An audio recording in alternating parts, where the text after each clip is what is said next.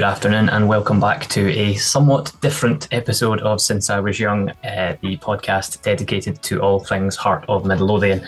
I say somewhat different as we are in a new year 2025. However, the observant amongst you will have also very quickly realised that it is just myself today due to illness and other commitments. My other co-hosts have been struck down and unavailable to record this afternoon.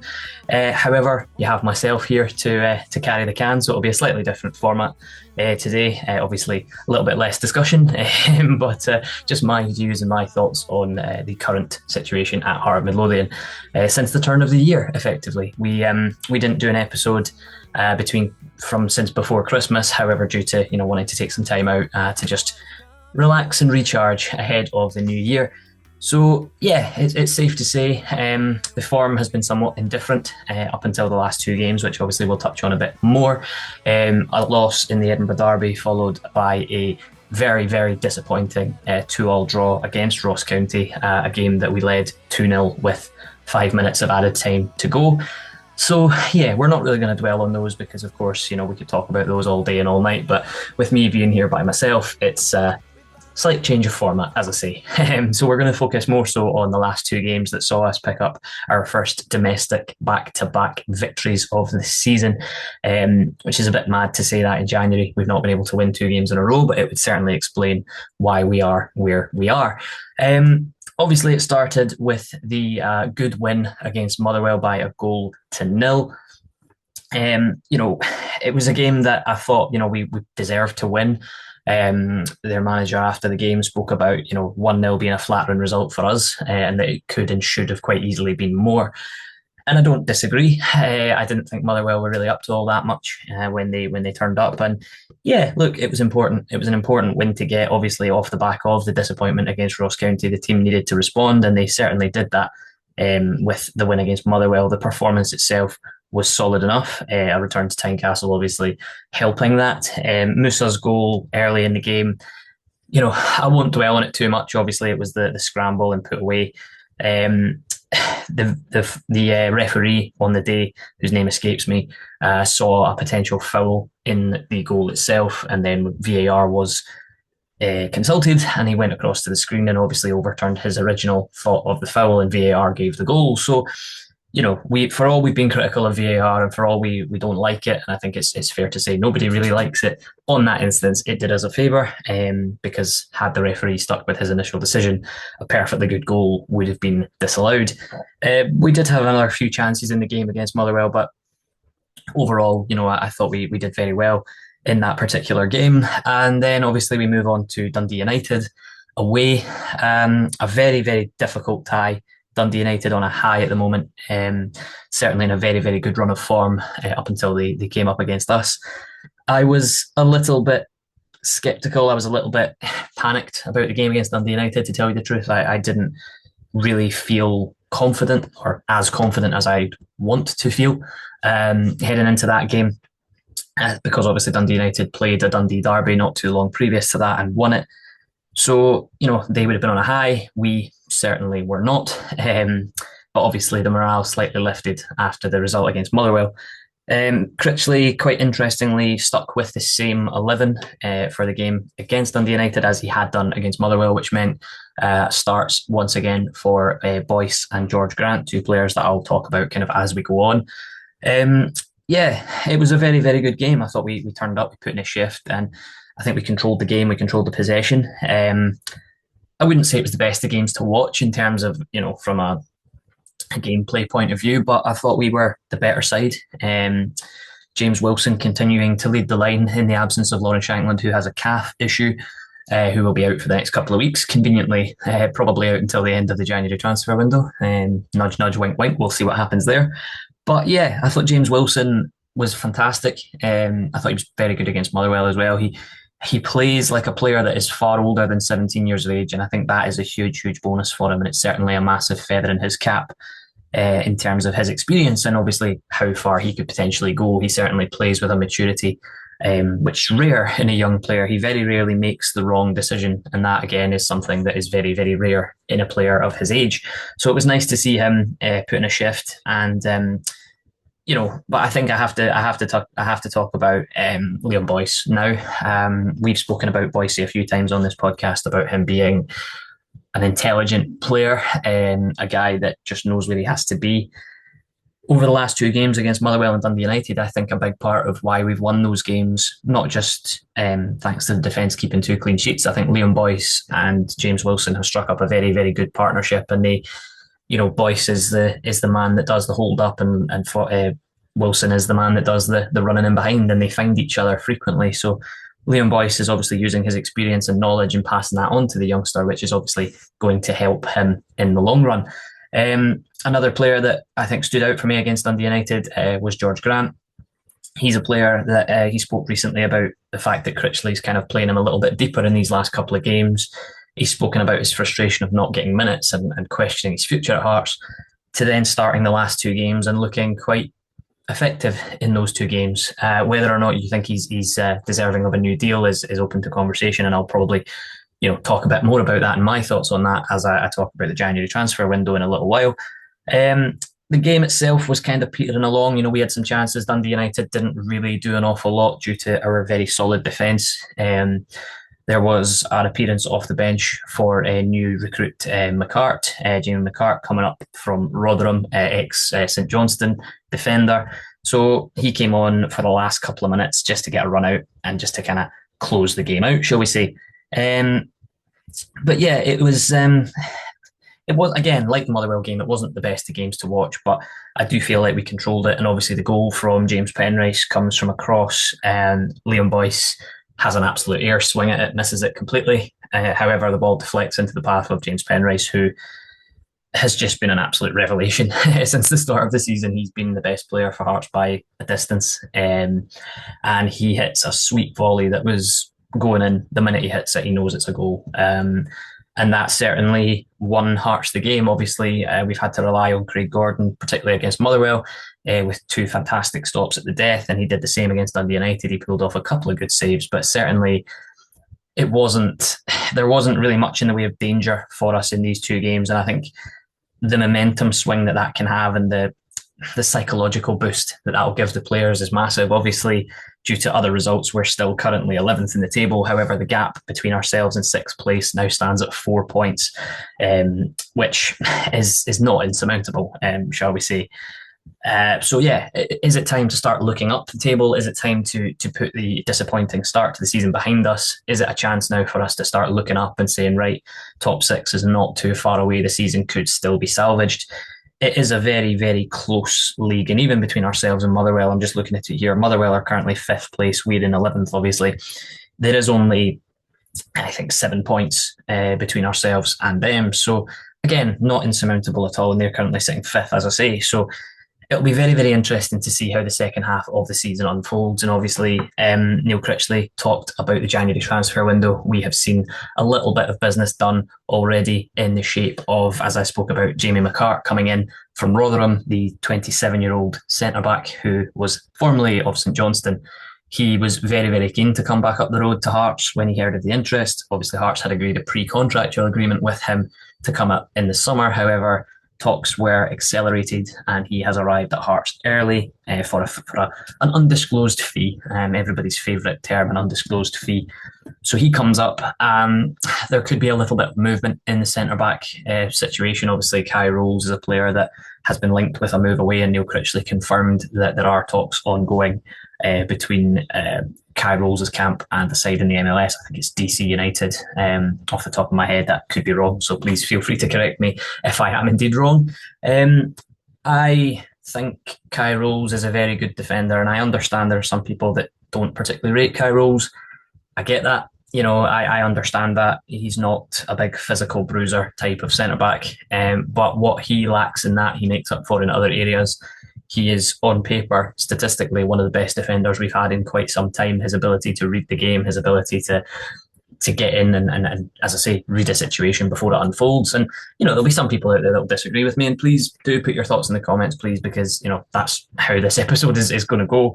Put your thoughts in the comments on Kai Rolls. I understand people's thoughts about him and his lack of physical presence. That has certainly hindered him in Scottish football because it is a rather physical league.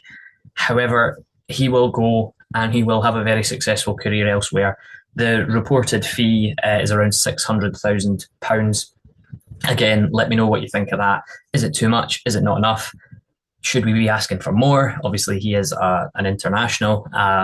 And yeah, I feel, a lengthy contract for an international player, I feel like maybe we are well within our rights to ask for slightly more. However, there have been also some whispers, and again, I don't know, we'll maybe hear if it's actually true or not, as and when the deal is confirmed and Kye Rowles leaves the club. But there have been some rumours of personal circumstances being around, being a reason as to why Kye wants to leave the football club due to family matters. But again, like I say, nothing has come out officially on that, and I'm sure we'll hear more on that as and when there is more to say. So it looks as if Kye Rowles could be on the way out. Jamie McCart has obviously come in. Another defender that has left the football club is Andres Salazar. He played a sum total of one appearance. Hasn't featured since Critchley's come in, and certainly looked like a player just very much on the fringes, not really offering all that much. And yeah, obviously with James Penrice being in such good form, he's not had a chance to play. I did feel when Stephen Kingsley got injured, I felt like that would open a door for Salazar. However, there's obviously some reason as to why Neil Critchley has decided that loan should be cut short. It does leave us slightly short in left back cover, especially if Kye Rowles leaves as well. However, I'm led to believe that Jamie McCart can cover left back. However, how effectively and how well he can do that would remain to be seen. I do feel like we might go out and get a left back in. There has also been talk of the youngster Ethan Drysdale, who was injured since the start of the season, since the pre-season friendly against Leyton Orient. He was injured 5 minutes into that game. He has since made his return to the B team. He's played, I think, half an hour in one game and a full half in another. So certainly on the road to recovery for him, and Neil Critchley name-checked him as someone that could be training with the first team and then potentially utilised in worst-case scenarios. So it does leave us a little bit light defensively. He also hinted that Gerald Taylor is not too far away from a comeback as well, which is nice to hear. A player that impressed in his first couple of fixtures and then seemed to fade away and then got injured. But Neil Critchley has spoken about him as a player that can come back in and have a role in the squad as well. So that's a positive spin on that. In terms of other whispers in January, obviously we have signed Elton Cabango on loan from Belgian side USG, who are also part of the Tony Bloom network, shall we say. He has come in on loan to the end of the season. I believe there is an option to make it permanent if things go well. However, I'm not too sure how legitimate that is. I can't quite recall if it was something the club initially said or I've read it elsewhere. So he's come in as a forward option, as I say, a player that missed the last two games. He was signed prior to that, but missed the last two games due to work permit issues. Obviously, coming in from abroad, it made it quite difficult to get the paperwork and the clearance, etc., for him to be allowed to play. So he has arrived now. He has had clearance. Neil Critchley joked that it was due to the Home Office having a fantastic party over Christmas and New Year and not being able to get the paperwork registered for him. However, it has been registered and he will be available for the upcoming tie against Aberdeen. Elton, a player that I don't know too much about, if I'm honest with you. He was at USG and has been for the last couple of seasons, I believe. Hasn't really impressed all that well. However, he kind of, I think, went on their radar after a very, very good season in the Dutch second tier for Willem II. He played 30 games and scored 13 goals, and then he was picked up by USG. You would imagine, using the algorithm that we have access to now, maybe that's why he was identified off the back of a good season. He's made the step up to the Belgian top flight with USG, and he just hasn't quite been able to break through into their first team group and play regularly enough to make an impact there. So he's been highlighted as someone that can come in and help us. Pacey, strong, eye for goal, gets on the end of crosses, which is something that Critchley has obviously championed a lot, getting the ball in the box and making crosses, which is something we've seen a lot more of Hearts do recently. So that could well be a kind of blueprint for the Neil Critchley plan going forward. And I think in terms of the transfer business, that would be it. Obviously, I spoke about Liam Boyce and George Grant, two players whose contracts run out at the end of the season. I think a big part, and I said it earlier, a big part of why we've done so well in the last couple of games has been due to those two players coming back in and just taking their chance. However, I put it to you, Do you think they're worthy of contract extensions? Would you, if you were in charge, give them contract extensions? Or do you think we're just seeing that typical moment of players that are coming to the end of their contracts and they're playing for their next move? So I'd love to hear your thoughts on that and your comments. Please do let me know what you think of that. There's another couple of players, obviously, that are in similar situations at Hearts. I think another player that I wanted to highlight over the last couple of games is a player that John and I spoke about in a previous episode as on his day, one of our best centre halves at the club, and that man is Craig Halkett. He's been fantastic the last two games. He's certainly come back in and he's taken advantage of, obviously, Frankie Kent being out with an injury. Halkett has just come in and just stepped into the breach and just picked up like he's never been away, which is a massive, massive bonus. And especially with Kai Rolls on the brink of an exit, a player that Neil Critchley has used frequently. I think he's maybe started every Critchley game so far. So yeah, it'll be very, very interesting to see what happens with that. But Halkett has certainly come in and done a fantastic job, which is a big, big bonus. But yeah, the January transfer window does have a long way to go. Obviously, as I say at time of recording, it's only the 8th of January. And Neil Critchley has also spoken about Barry Mackay and Yutaro Oda, two players that have not really featured all that much under him. He's spoken about, he was asked indirectly about players and basically said, there are some players that will want to play football and haven't had the opportunity to do so they may look to leave. But it's also, and he again referenced Boyce and George Grant and said, look at what they've done. They were on the fringes and they've taken a chance and now they're in the squad and they're starting. So, the door is not completely closed for Barry Mackay and Yutaro Oda. However, I would suggest it is closing. My thoughts on that, they differ between players. I think Barry Mackay is a player who gave us something previously. However, I don't think he gives us it consistently enough now. So if there's an option for Barry to leave in January, I would certainly be exploring it, both for the player and for the club. I think he'll be on a decent wage. So for us to move him out in favour of maybe bringing in somebody else that could be maybe a bit more effective and maybe slightly cheaper in terms of wages, it wouldn't be a bad thing. With Yutaro Oda now, we've done this podcast for quite some time now, and I've always been a Yutaro Oda enjoyer. I'm a big fan of Oda, and I know, again, like I said about Kai Rolls, people will disagree with me, but I think Oda is a player that has something about him, and I think given an opportunity, he could add something. And Critchley spoke about him not too long ago when he was returning from injury. He spoke about him and said, he's excited about the player that Oda could be. Emphasis on the could, because obviously he's not just going to throw him in and give him an opportunity unless Oda earns that opportunity, which I think is maybe where we're at. He came back from injury, he made a bench, and then he's dropped out the squad the last couple of weeks. He's not been involved. So there could be a possibility, maybe even a loan deal there. Oda is still only 23 years old. So, I would be very, very... I think it would be harsh, and I'm not going to, criticise Critchley for it, but I do think it would be quite harsh if Yutaro Oda was just simply put out to pasture, because I don't feel like he's been given a fair shot. But if he's not earning it in training, and if he's not showing what he's got, then I can back Critchley on that and say, well, there are players in the team, like I say, like George Grant, like Liam Boyce, that are clearly that have earned their opportunities to come in and play the last 2 weeks. If Oda is not doing that, then, what will be will be. But I do still feel like Oda is a player that's got a bit of pace, can be direct, and certainly could make a difference if given an opportunity. But like I say, he has to earn that opportunity. If the doors close on those two, then that leaves us very short in terms of wide options, but it opens up space in the squad for new faces to arrive. There have been some links to a winger from FC Thun, whose name has completely escaped me. So yeah, there's certainly a lot of whispers going around in terms of transfer rumours, and Neil Critchley said in a recent press conference that it's safe to say the squad will look different at the end of January as it has done at the start of January.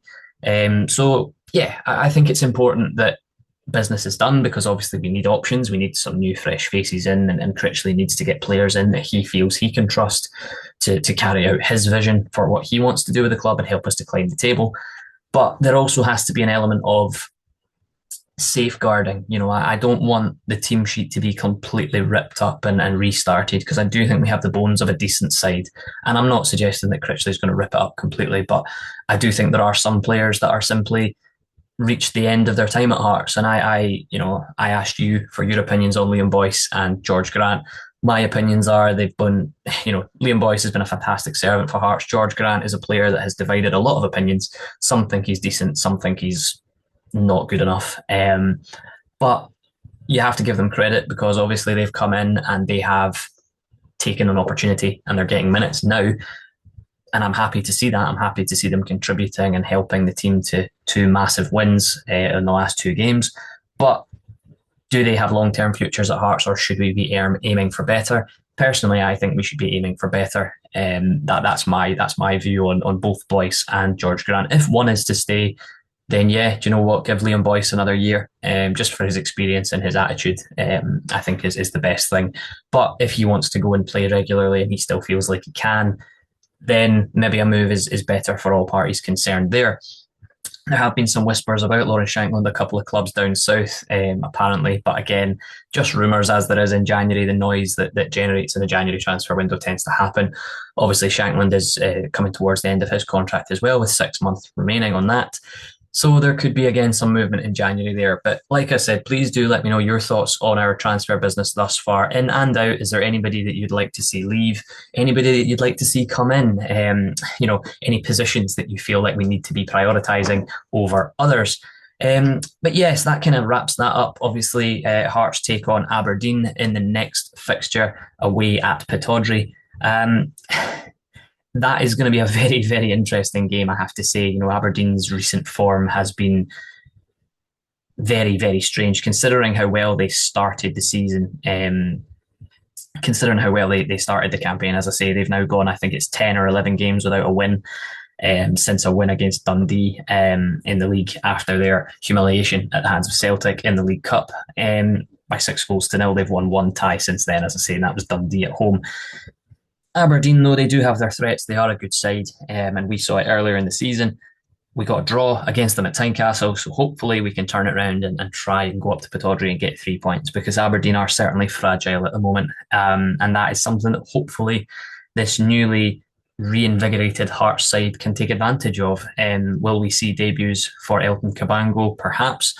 Will Jamie McCart get his first start for Hearts? Perhaps. Or will there be any other new faces that come in between now and then? Obviously, time of recording, this is Wednesday the 8th of January, and the game takes place on Sunday, so there are a few days between now and then, so we could see some business, considering how quick we've been to get things done and get things moving so far. But yes, please do let me know your thoughts on the Aberdeen tie. Do you think we can go up to Pittodrie and break that curse of it always favouring the home side? Do you believe we can go there and get 3 points and continue to march towards top six and some sort of recovery at the end of the season?